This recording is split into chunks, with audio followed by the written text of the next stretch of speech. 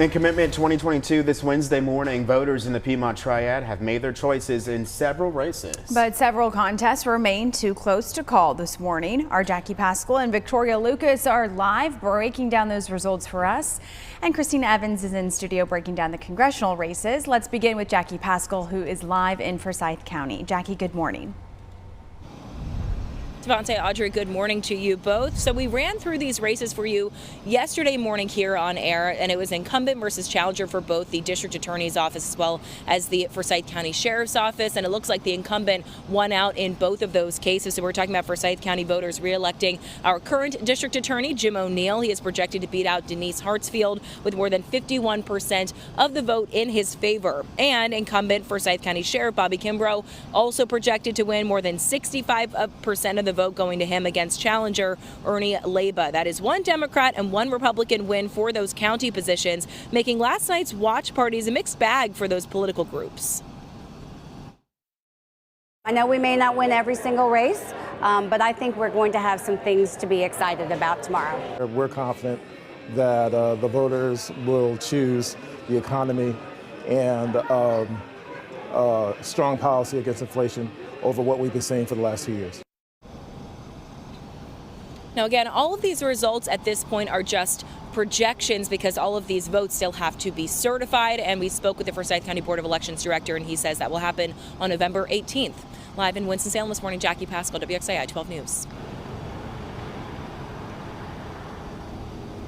Hey, Jackie, thanks for that. So in Guilford County, in the races for the county sheriff and the Board of Commissioners at large, the incumbents are projected to hold on to their seats for the next term. When looking at the county sheriff's race, Democratic incumbent Danny Rogers gets to keep his sheriff's seat for the next 4 years. Projected ballot totals show Rogers came in the lead with last night's vote by a little more than 10% against Republican challenger Phil Byrd. Remember, the Guilford County Sheriff's Office acts as the primary law enforcement agency for the county, and the sheriff leads that entire department. In the race for the county's Board of Commissioners at large, Democratic incumbent Kate Cashin gained a greater number of votes from the public, leading at more than 57%. Republican challenger Jerry Allen Branson fell short, receiving about 42% of the votes. Commissioners are responsible for multiple entities of the county, including adopting the annual county budget and establishing the property tax rate. Now, just as Jackie mentioned, these election results are unofficial, as the Guilford County Board of Elections will be certifying and finalizing these votes and extra ballots on November 18th. We're live this morning. I'm Victoria Lucas, WXAI 12 News. All right, thanks to Victoria and Jackie. Now, Republican Ted Budd has won the North Carolina Senate race. The three-term House member defeated Democrat Sherry Beasley with 51% of the vote. Budd will succeed the retiring GOP Senator Richard Burr. Lindsey Klein was at Budd's election watch party in Winston-Salem.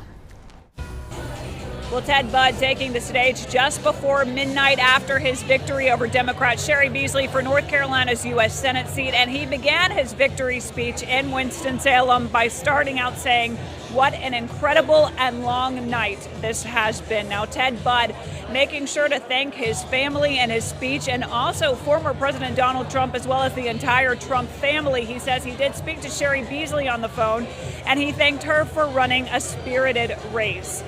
He also touched on education, saying that it is time to put kids' education back into the hands of parents. It's time now to put the brakes on the Biden agenda of reckless spending, overregulation, and higher taxes. It's time to fully support the men and women of law enforcement who keep us safe each and every day. Budd ended his speech by calling this victory a humbling moment, and he says he is excited to get to work in Washington. In Winston-Salem, Lindsey Klein, WXII 12 News. Lindsey, thank you. And the mood was much different as the Sherry Beasley campaign watched those results come in from Raleigh. We get more now from our Fort Hatchett. Coming into Tuesday, there was a lot of optimism around the Sherry Beasley campaign with high hopes for Tuesday night. And that optimism continued early in the night as she led Ted Budd on the backs of mail-in ballots and early voting and those early results. But soon it became clear that that optimism had dwindled and Sherry Beasley would not be the next senator from North Carolina. And while I am indeed disappointed, I am not defeated.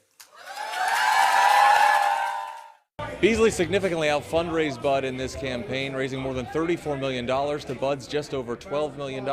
Beasley picked up high-profile endorsements from Governor Roy Cooper and former President Barack Obama while campaigning across the state. She campaigned hard on expanding health care access, restoring abortion rights, and applauded the gun control efforts passed by Congress earlier this year, calling it common-sense legislation. But as the campaign rolled on, she failed to generate the excitement among North Carolina voters necessary to pull out a victory on election night. Still, Beasley says she's not done fighting for the state of North Carolina. Because I, like all of you, still believe in a future where our rights are protected and our freedoms fulfilled. And Beasley says this obviously wasn't the outcome she was hoping for on election night, but she says she's proud of the history she made as the first ever African-American woman nominated for the U.S. Senate by a major party in the state of North Carolina. In Raleigh, Fort Hatchett, WXII 12 News. 35 of the country's 100 Senate seats are on the ballot, and 9 races are considered competitive in this midterm election. And as we head into break, let's take a closer look at more of our local election results now on your screen, and we will return in less than 3 minutes.